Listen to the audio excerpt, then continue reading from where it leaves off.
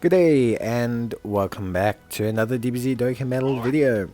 In this video we are going to be taking a look at how you can beat the 5-turn challenge for the stage 6 of the fighting spirit of the Saiyans and Pride of the Wicked Bloodlines event without a LR strength cooler and without a physical metal LR cooler. So we're not going to be using any LR units here. Well, we're going to be using one, but we're not going to be using any of the brand new LRs, and yeah, we will be using a couple of the new EZAs. It's definitely a super hard challenge, but having, none of the LRs is a big hindrance. If you got them, use them. Don't waste your time and don't, but yeah. How it's going to start is we're using two items. We're using Icarus and we're using Whis. We're going to double Icarus and we're going to double Whis. Okay. You're going to double Icarus on the first turn, you're going to double Whis on the third turn pretty much, and that's that. That is really it. You're going to try to take a turn where you can and wherever possible if you feel super duper safe, but if you don't, you're going to essentially leave it. You will notice that in the first two turns we obviously do quite a bit of damage, and then what we're going to do is there will be the third turn essentially, where we just kind of go to finish the turn without taking an item. So that's how we'll get to our 5 turns. Now there is luck involved with all of these things. You're going to need units to crit when they have to. You're going to need units to do additionals when they have to. It's a very fine-tuned event. It's a very fine line, especially if you don't have any of the brand new LRs. But it'll take a couple of attempts, but the best way to improve this is going to be to use things like support memories. That's going to help you out a lot, guys.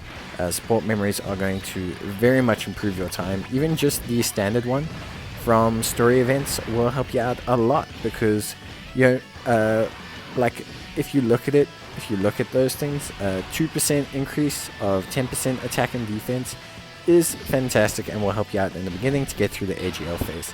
So guys, tons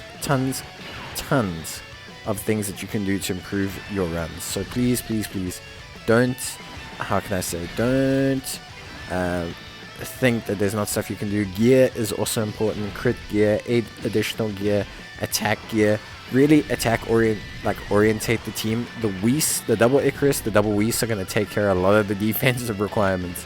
So really try and go full on attack here. You need as much crit gear, you need as much attack gear. Obviously, if a unit naturally crits, like Strength Cooler in his transform state, which is very crucial to the event as well, go for additional gear. But try and prime their offense as much as possible.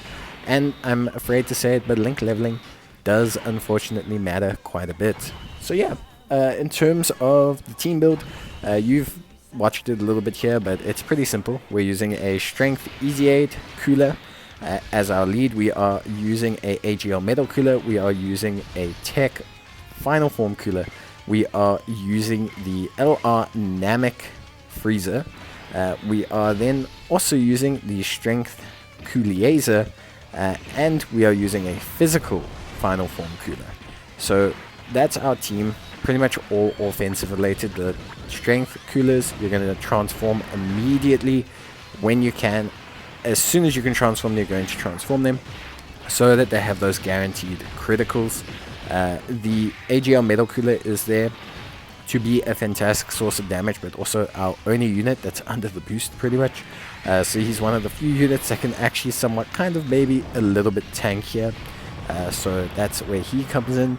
And then we have the Namek Freezer. Now Namek Freezer won't do a lot of damage because he doesn't have the boost, but Namek Freezer does have an active skill and he has guaranteed crit, so he will still do some decent damage as long as you can get at least one round of Namek Freezer and maybe his active skill on the end phase. It's going to be awesome for you. So yeah, Namek Freezer super duper helpful as a unit.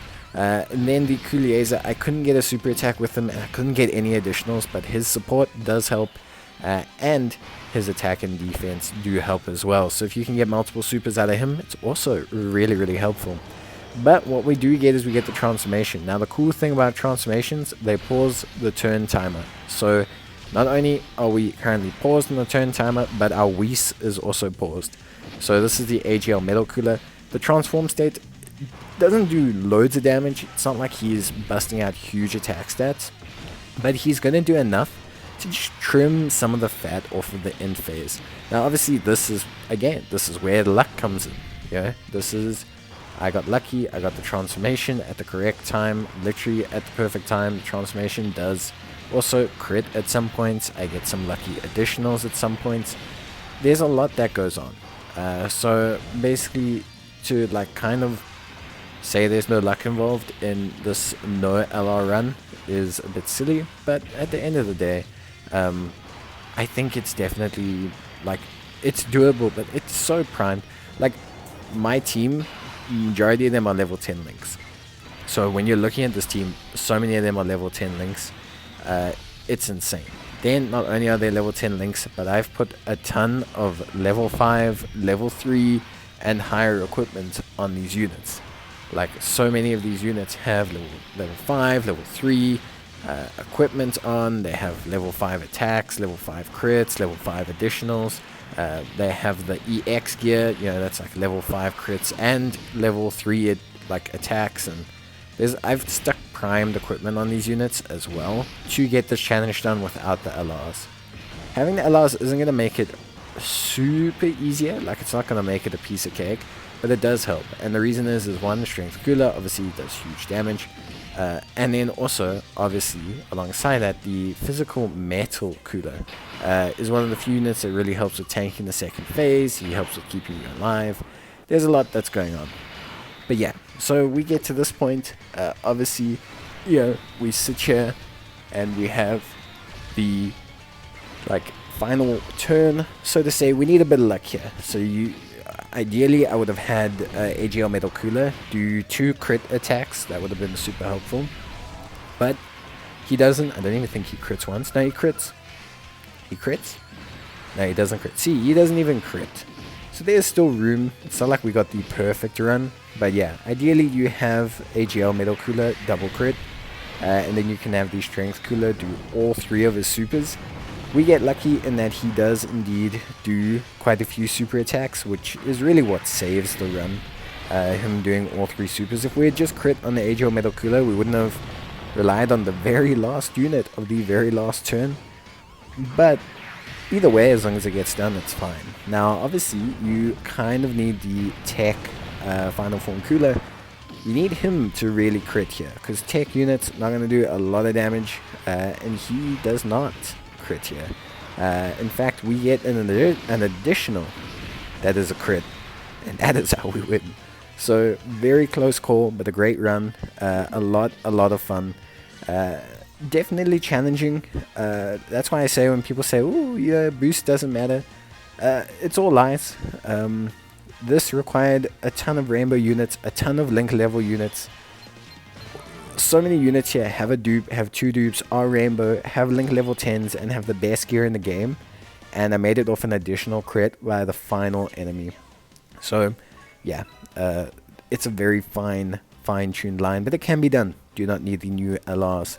But that is going to be it from me, guys. I hope you enjoyed the video, and I will see you guys in the next one. But until then, take care, stay safe, and bye.